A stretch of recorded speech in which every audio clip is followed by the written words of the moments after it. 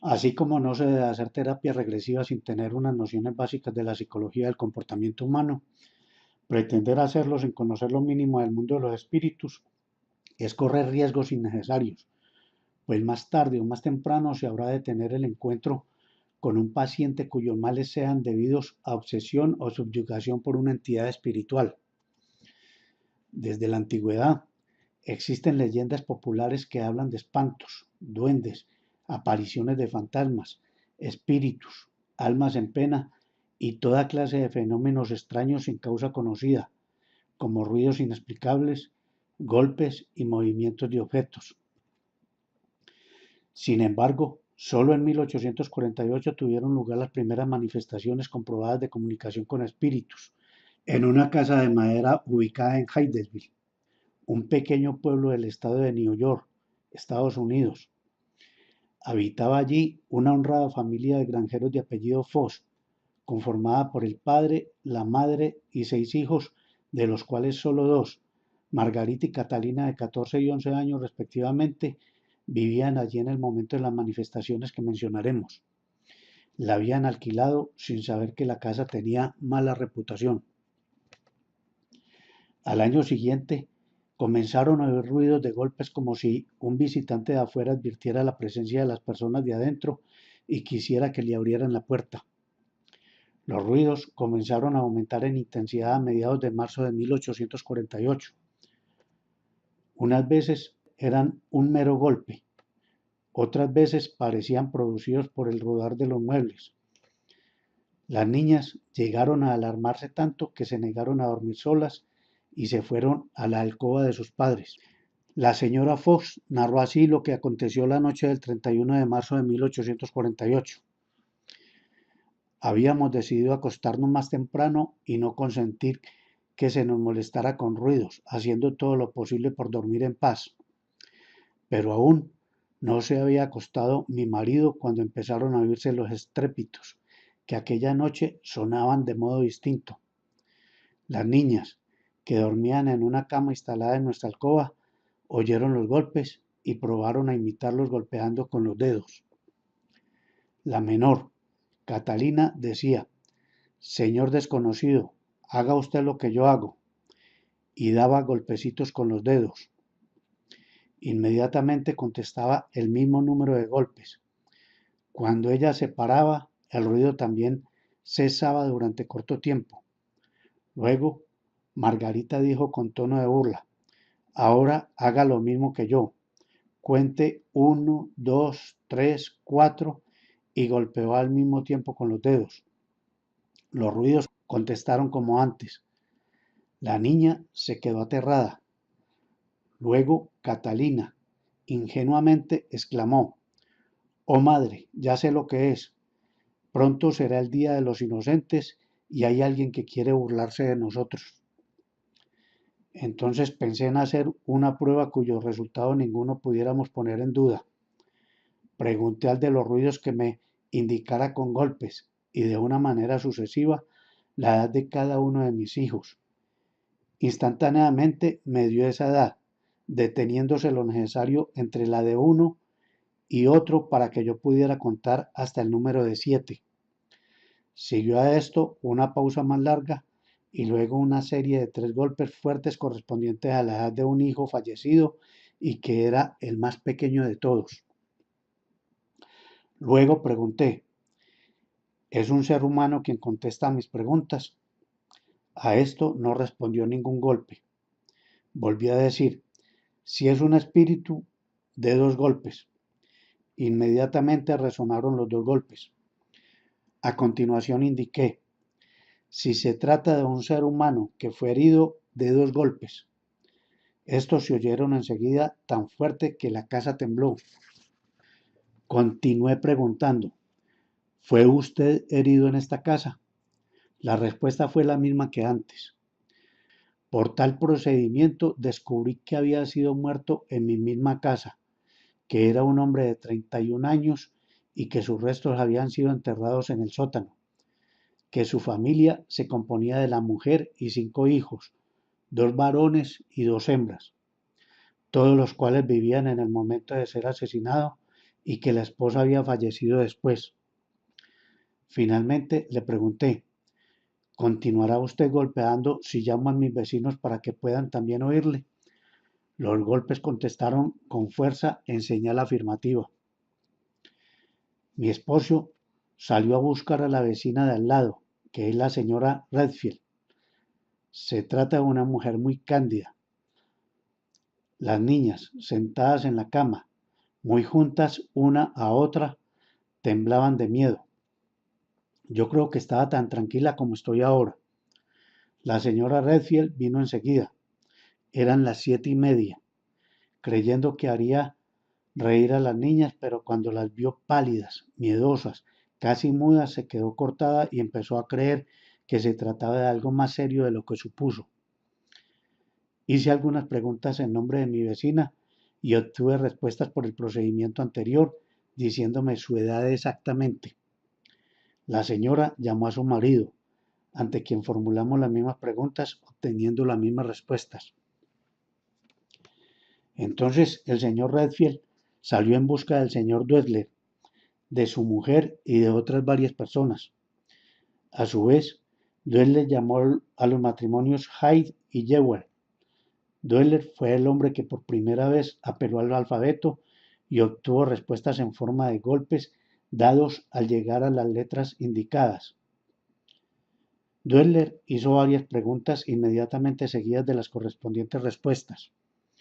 Luego hice yo venir a cuantos vecinos pude y pregunté al espíritu si alguno de ellos había sido el agresor, pero no obtuve respuesta.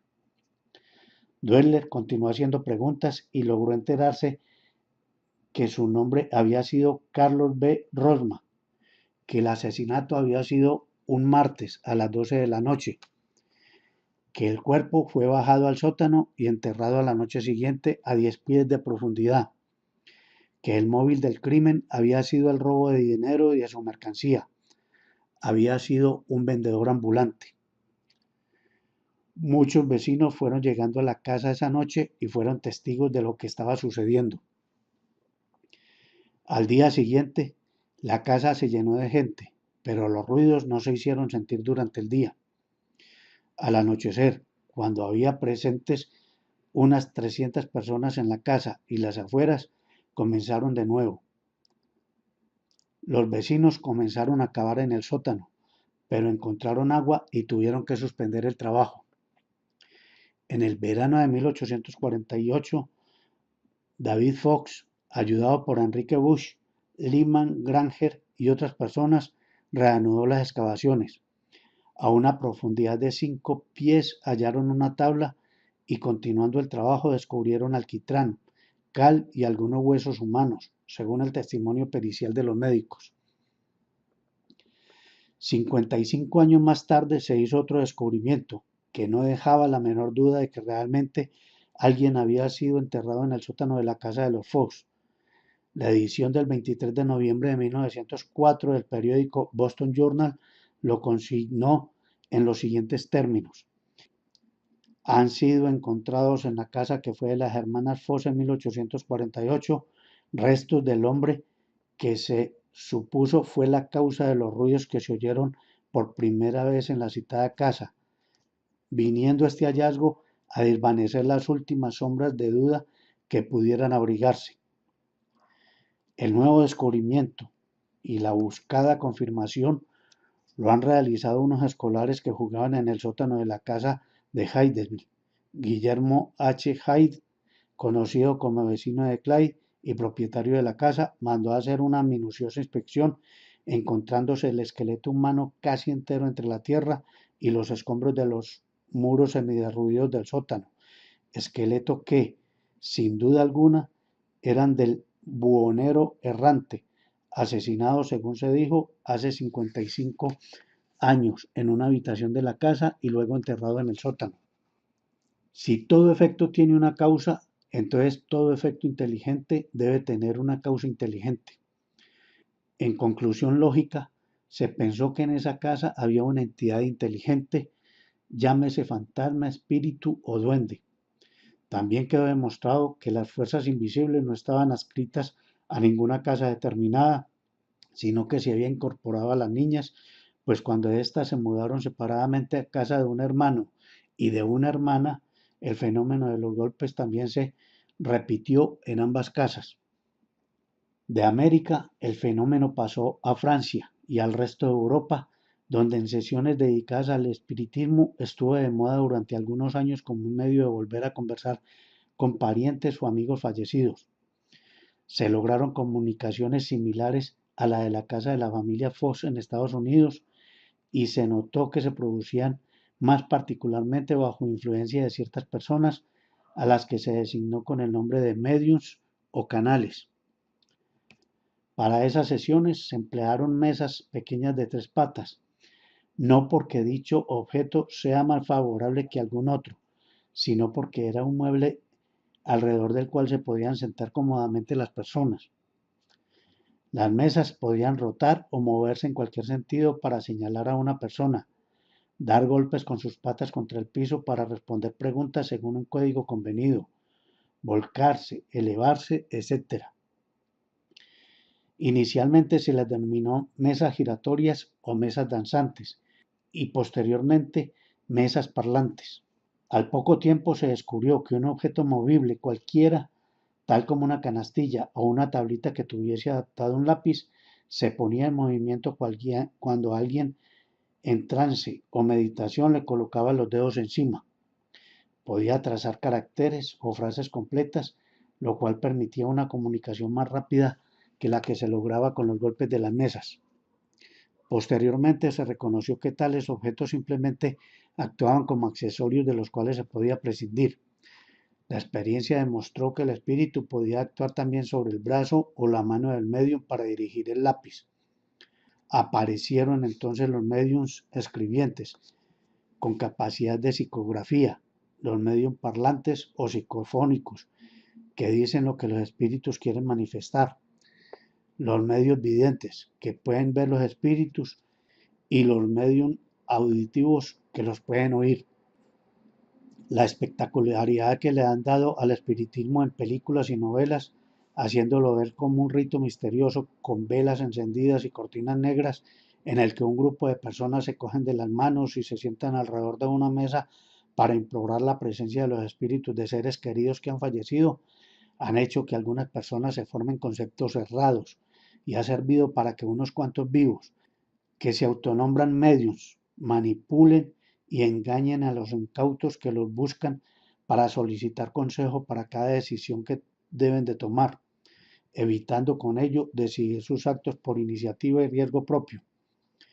Es cierto que existen otros mundos, pero no nos debemos de dejar dominar por la autosugestión, el miedo o el fanatismo al punto de ver la manifestación de un espíritu en el crujido repentino de un mueble, una aparición en una sombra cualquiera, una comunicación de ultratumba en una simple asociación inconsciente de ideas.